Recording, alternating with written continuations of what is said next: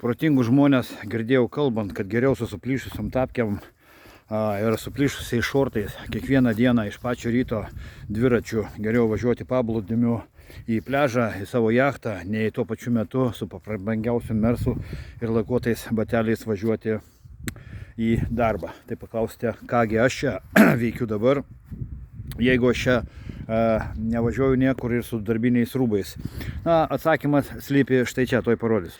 Atsakymas slypi šito laivo matyt istorijoje, o istorijoje jo tokia, kaip žinia, turbūt visi žinote, kad jeigu žmogus savo gyvenimo kely sutinka idiotą arba dalbajobą, tai tas dalbajobas idiotas, jisai sugriauna jo to žmogaus gyvenimą arba padaro tokių žaizdų, kad paskui jas užgydyti būna gana sunku. Taigi šitas laivas savo gyvenimo jūroje jisai sutiko ne vieną dalbajobą ir tie dalbajobai pridarė šitam laivui tiek bėdų, kad jisai pats jau išsilaižyti tikrai nesugebės be kito žmogaus pagalbos. Tai vat aš jį ištraukiau iš šiukšlyno, jisai buvo pasmerkęs mirti.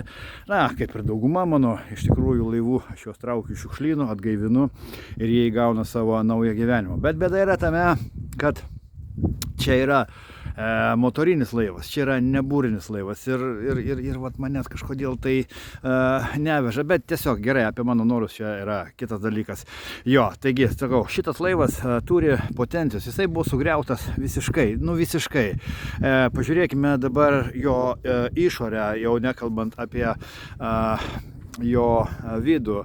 Maža to, kad sugriovė ten dalbajobai jo visą vidų, tai dar sugebėjo jį ištrenkti nuo priekabos ant žemės, ir jį sulaužyti jo korpusą, na, ne korpusą, tiesiog va šitą kantą. Tai dabar aš jau baigiu remontuoti. Čia uždėjau stiklo audinio, dabar čia bandau špakliuoti, trinti, lygiai tas pats buvo padaryta čia, sulaužyta, taigi dabar jau čia šitas remontukas kaip ir eina į galą ir lygiai tas pats, tie idiotai dalbajobai užkrovė šitą laivą nuo vienos pusės ir sugebėjo jį nudrėbti ant kito šono. Nu, sakau, čia šitas laivas patyrė tiek bėdos, kad, ką aš žinau, na va, ir sugriovė čia.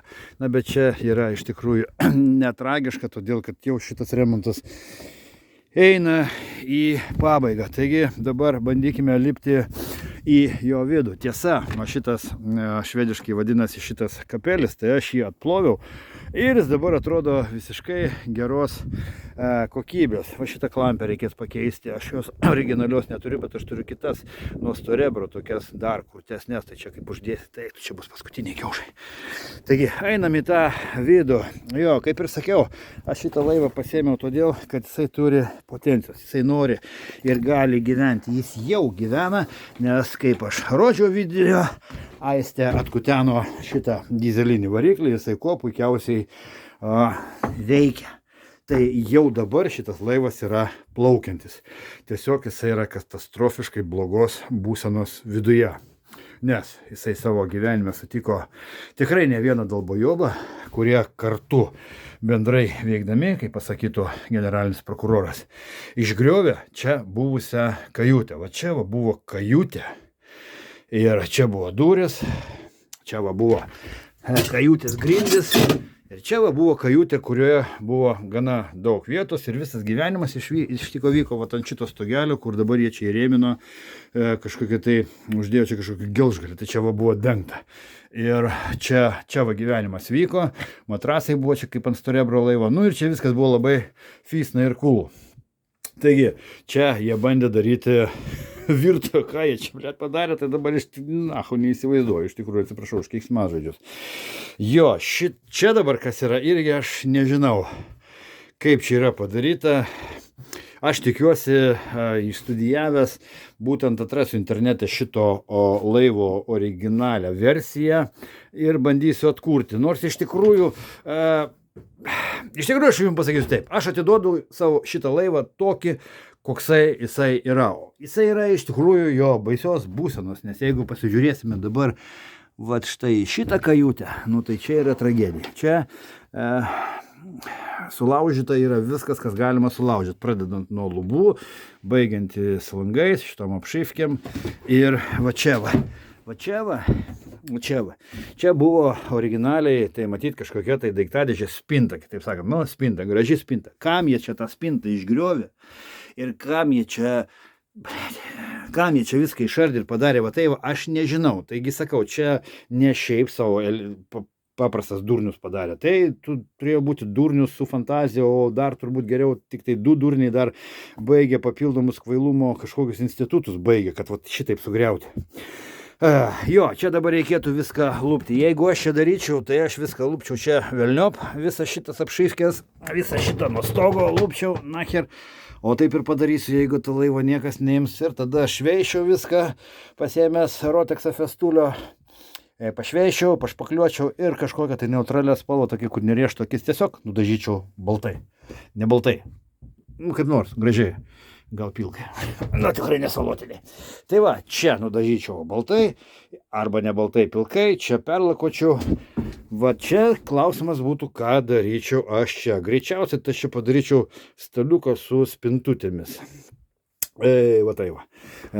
Taigi, kaip ir sakiau, šitas laivas atrodo toks, kad savo gyvenimo kely jūroje sutiko keletą idiotų, kurie padarė iš šito laivo taip, nes nei vienas laivas iš savo prigimties jis negimsta blogas. Blogais laivus padaro negeri, kvaili žmonės. Tai dabar šitam laiveliui reikia tiesiog gero žmogaus su rankomis, su teisingu mąstymu ir su keliais litais kišenėje. Dar geriau, jeigu tas žmogus turėtų ne litų, o šiek tiek euriukų ir fantazijų. Tai jisai galėtų pasidaryti superinį laivą savo šeimai, su draugais, nes šitas laivas turi potencijos, kaip ir sakiau, ir noro gyventi.